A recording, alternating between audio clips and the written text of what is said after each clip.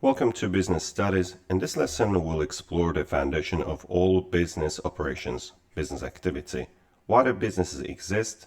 How do they deal with scarcity? And how do they create value? Let's break it down step by step. First, we're going to look at needs. Needs are essential for life. Without them, we simply cannot survive. Think food, water, shelter, clothing, and basic healthcare. A person on a deserted island doesn't ask for pizza or Instagram, and he will ask for clean water and safety. So that's a need. Next, wants. Wants are things we desire, but they are not essential for survival. You don't need a PlayStation or iced coffee, but you might really want them. Here's a twist.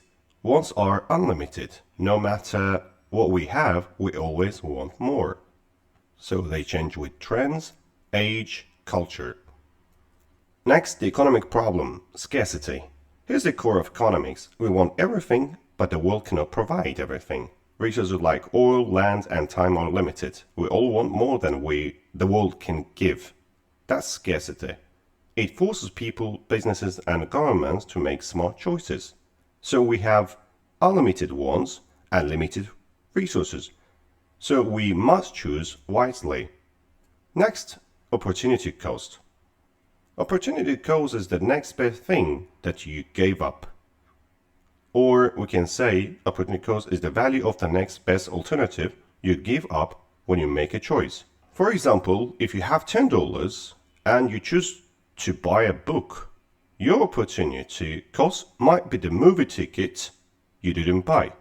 It's not just money, it could be time, effort, or other options. Businesses that choose to spend money on advertising might be giving up a chance to hire new staff. This concept helps people and companies make smarter decisions by thinking about what they are missing. We need to always ask, what am I giving up by making this choice? Now let's talk about specialization and division of labor. Specialization means focusing on one job to become highly skilled at it. A doctor doesn't repair cars, a baker doesn't write software. They focus on what they're trained for. And division of labor is when we break a job into smaller steps, and each worker handles one step. In a pizza shop, one person prepares the dough, another bakes, and someone else serves. This method increases speed and quality because everyone becomes good at their part. And there are some advantages and possible downsides. Let's look at them. If we talk about advantages, we can say increase efficiency. Each worker becomes faster and better at their specific task through repetition. And higher output, more products can be made in less time, which helps meet higher demand. Lower training cost. Training workers for one simple task costs less than training them for multiple complex roles.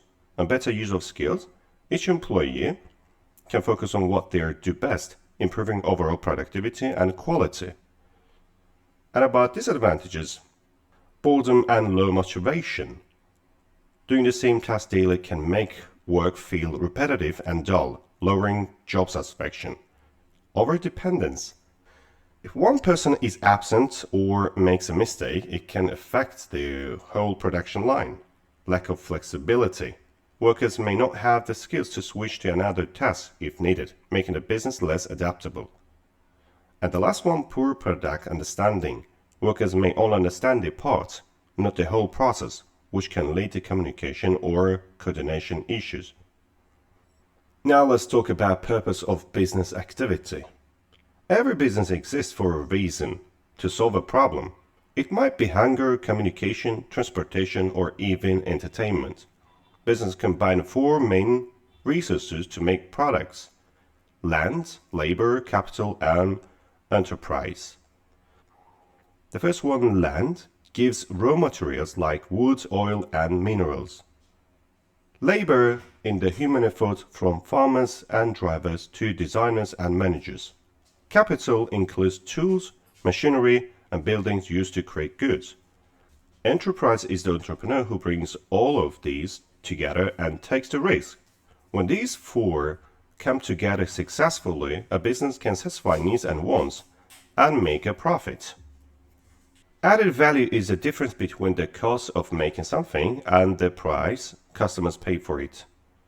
If a coffee shop buys beans for 50 cents and sell a latte for $3, they have added $2.5 in value. That value comes from convenience, customer service, brand experience, or packaging. Let's take another example. A carpenter buys a $2 piece of wood and turns it into a beautiful picture frame sold for $15. So there's $13 that's added value too. It's a luxury brand or a small workshop.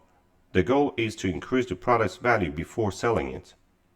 So how do businesses increase added value? Let's look at some methods. The first one is raising the price. It's a direct way to increase added value, but it must be done carefully. If the product has a strong demand, loyal customers, or a premium image, a higher price can increase perceived value. For example, luxury brands often price their items higher just to maintain an exclusive image.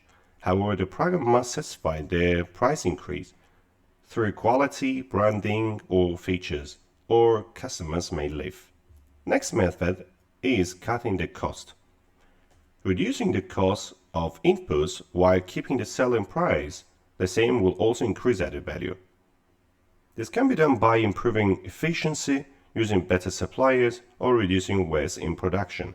For instance, if a bakery finds a cheaper flour supplier but maintains the same taste and quality, it increases value per unit.